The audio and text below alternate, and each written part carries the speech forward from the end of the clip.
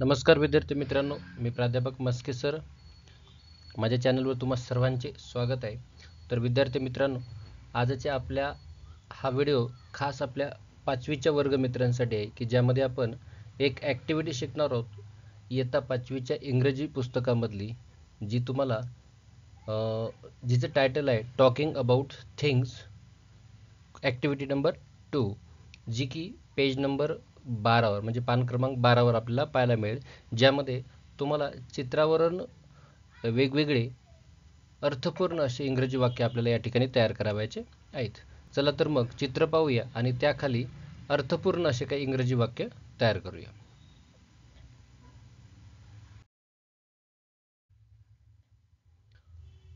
तर ती जो क्वेश्चन आहे, look at the pictures and frame meaningful sentences using the words. So look at the picture first. तर या ठिकाणी हे चित्र जे तुमच्या टेक्स्टबुकमध्ये देखील दिलेलं आहे आणि पुढं जे काही प्रिपोजिशन दिलेले या ठिकाणी तुम्ही पाहू शकता. In, on, under, near, in front of, behind.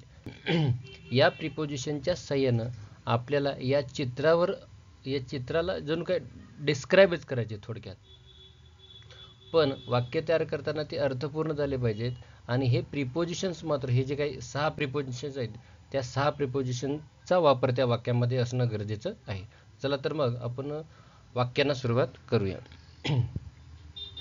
Sentence number 1, there is a pumpkin on the mat. The pumpkin is on the mat. आपण एकच वाक्य 2 प्रकारे अर्थपूर्ण करू शकतो की याच्या अगोदरची जी ॲक्टिव्हिटी होती 1 मध्ये सेम पेज नंबर होती ती सुद्धा चॅनलवरती दिलेली आहे की तिथे सुद्धा आपल्याला एक वाक्य आपण अगदी 2 पद्धतीनं अर्थपूर्ण पद्धतीनं करू शकतो. आणि वरच्या दोन्ही वाक्याचा अर्थ काय सारखाच आहे. The woman sat under the umbrella, की एक स्त्री त्या छत्रीखाली बसली. The basket of tomatoes is on the mat. There is a basket of tomatoes on the mat.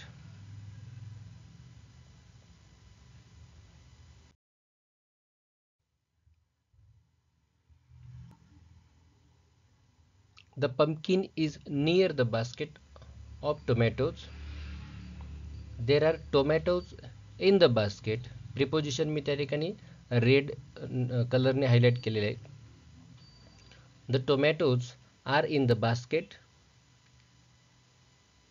The basket of the tomatoes is in front of the woman. There is a basket of tomatoes in front of the woman. The woman sat behind the basket of tomatoes.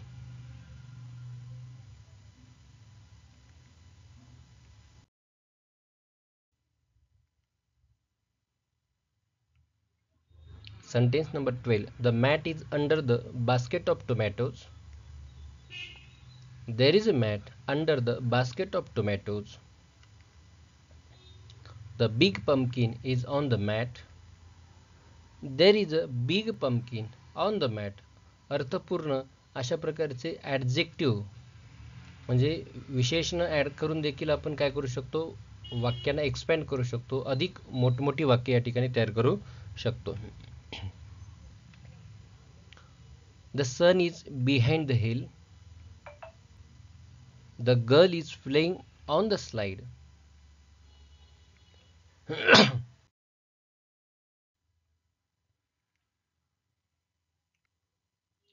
The cow sat under the tree. There is a cow under the tree. या चित्रावरती हे 2 वाक्य आपण तयार केलेले आहेत. The car is in front of the house.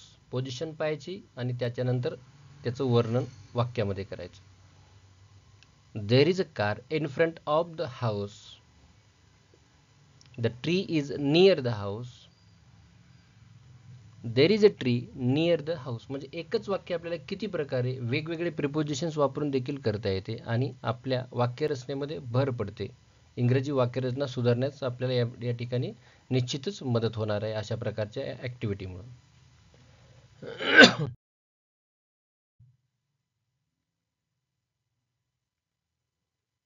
The boy is in the house, या ठिकाणी पाहू शकता तुम्ही. There is a boy in the house. There is a girl on the slide, ही स्लाइडवरची घसरगुंडीवरची मुलगी. The girl is on the slide. The hills are behind the house. There are hills behind the house.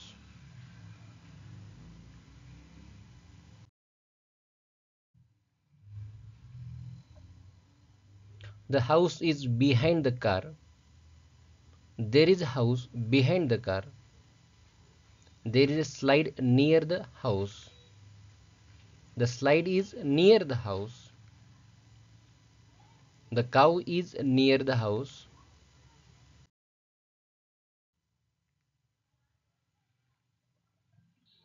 There is a cow near the house.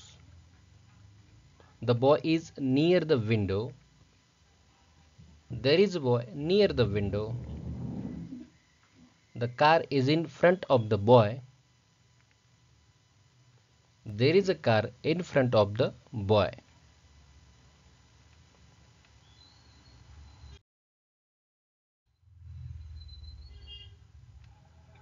तर आता एक चित्र झालेलं आहे. आता दुसऱ्या चित्राला आपण डिस्क्राईब करूया.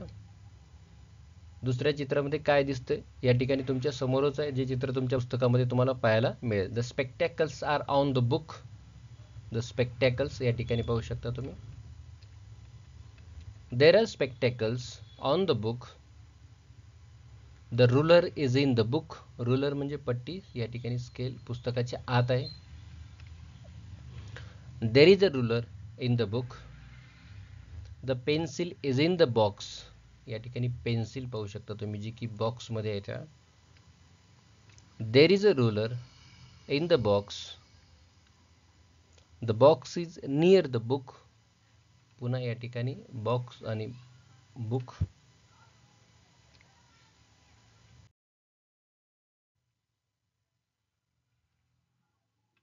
देर is a box near the book.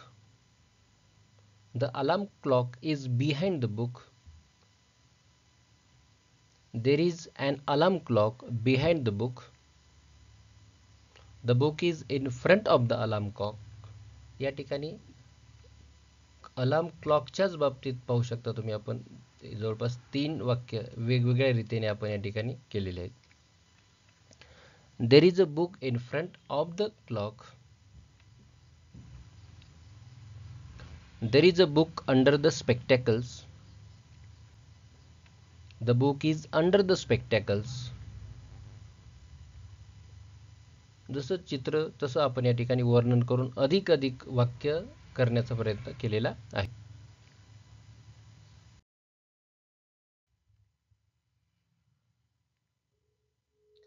There is a doll on the fish tank. Doll on the fish tank. On म्हणजे एखाद्या वस्तूच्या वर. The doll is on the fish tank. There is a cat in front of the fish tank. पाहू शकता fish टँकच्या समोर आहे मांजर. The cat is in front of the fish tank.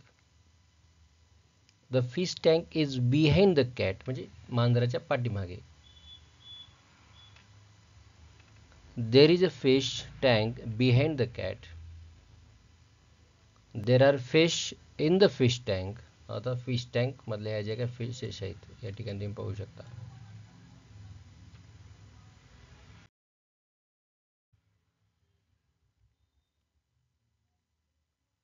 The fish are in the fish tank. The yellow fish is in the fish tank. Yellow fish. There is a yellow fish in the fish tank. There are stones in the fish tank. The stones are in the fish tanks.